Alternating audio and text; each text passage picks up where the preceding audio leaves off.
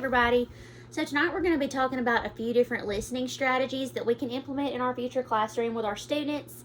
And each of these listening strategies are going to be we're going to be discussing a different concept book.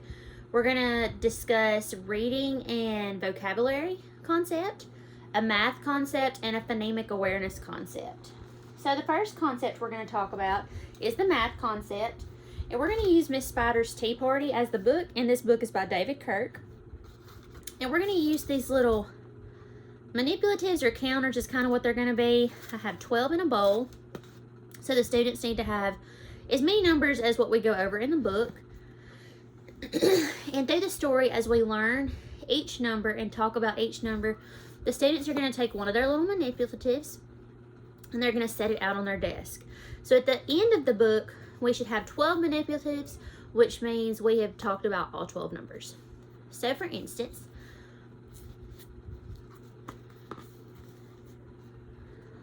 one lonely spider wished to play. 1. Can you take out one of your manipulatives? Or we can call them spiders. Can you take out one of your fuzzy spiders? Set that on your desk. 2 beetles gasped and ran away. What number did we hear? Number 2. So can you take out another fuzzy spider to make us have 2 spiders? Now we have 2 spiders. The firefly saw her web and fled. Or 3 fireflies saw her web and fled. So can you take out 1 spider? And how many spiders do we have now? 1, 2, 3. So this is what I would implement throughout this book as a listening strategy. I think the students would personally love being engaged by having the little fuzzy spiders out. Also, when you get to the very end of the book, this book goes all the way to number 12.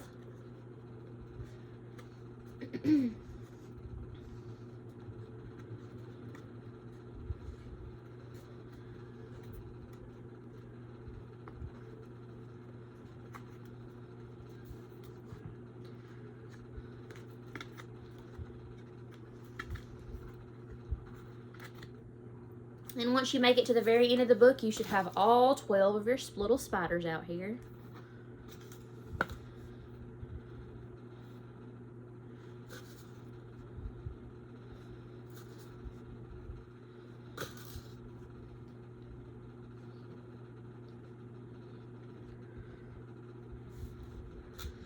Also, I do recommend keeping the little spiders in the bowl until you're ready for them to use them.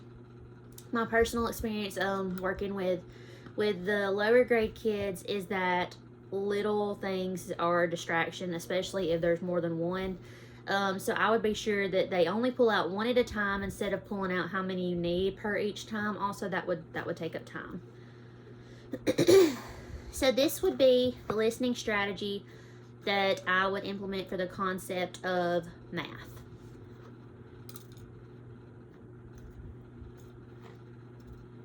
All right, so our next listening strategy is going to be the strategy of phonemic awareness.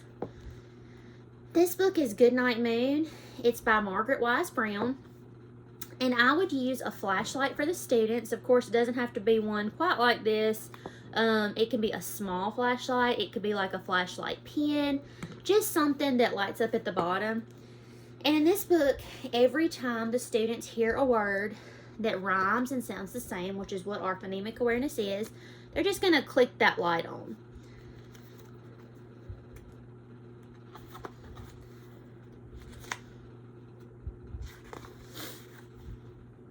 In the great green room, there was a telephone and a red balloon and a picture of a cow jumping over the moon. So as you hear, the words that rhyme are room, balloon, and moon. And when you hear those words, the students just need to turn on the light. So it would go a little something like this. And there were 3 little bears sitting on their chairs. Can everybody tell me if bears and chairs sound the same? Does it have the same ending sound? Yes, so we're going to click on our light one time because bears and chairs sound the same.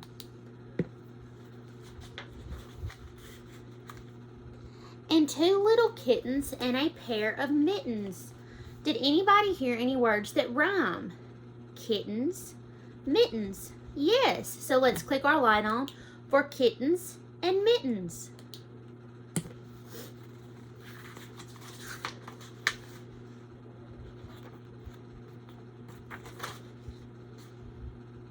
Good night, room. Do we hear any words that rhyme on these specific 2 pages? Good night, room. No, we don't. So we're not going to click our light on because we don't hear any sounds that rhyme in good night, room.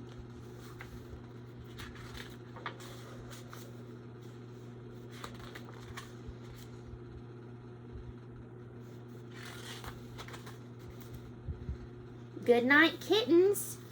And good night, mittens. On these 2 pages, do we hear 2 words that rhyme and sound the same at the end? Yes, kittens and mittens. So we're going to click our flashlight on.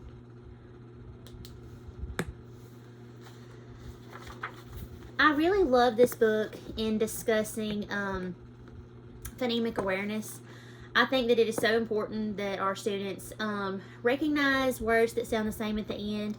I also think this was a really neat idea to use the flashlight with Goodnight Moon because through this book, they're telling everything goodnight. And like when you get to the very end of the book and throughout the book, they're turning lights off. So the room is completely dark. So that would be the concept that I would use, or the listening strategy that I would use for this concept of phonemic awareness. In our last book,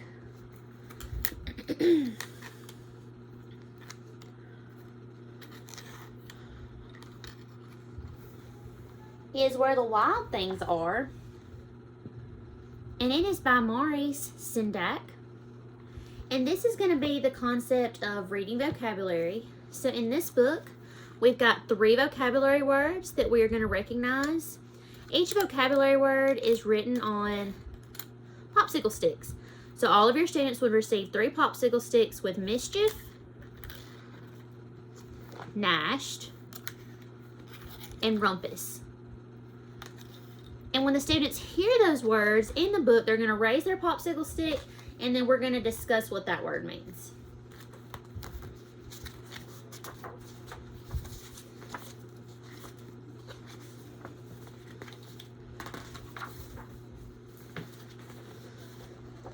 The night Max wore his wolf suit and made mischief of one kind. Do you hear the word mischief? Do we have the word mischief on our popsicle stick? Yes. So we're going to take the word mischief and we're going to hold that up. Does anyone know what the word mischief means? Mischief means that we're causing a little bit of trouble or getting into something that maybe we shouldn't get into. This can be doing something like deciding that you are gonna talk while somebody's talking. Maybe that's getting into a little mischief because you know you might get in trouble, but you're gonna do it. Mischief could be something like just stirring up a little bit of trouble, maybe within your friends. You know you shouldn't, but there's just a little bit of trouble and you know that you probably shouldn't be doing it. That's what mischief means. So let's sit the mischief popsicle stick off to the side so that we know we just have 2 popsicle sticks left to discuss.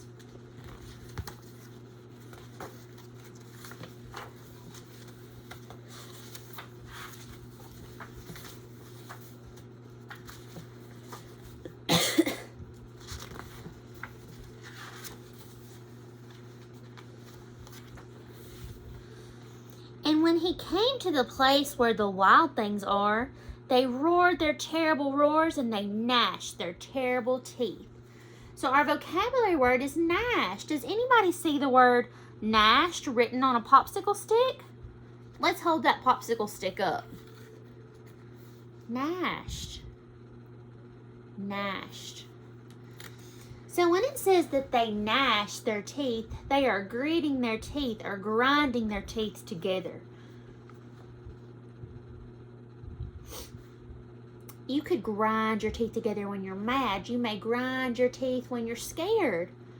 But that's what the monsters are doing. They're gnashing their teeth, grinding them together.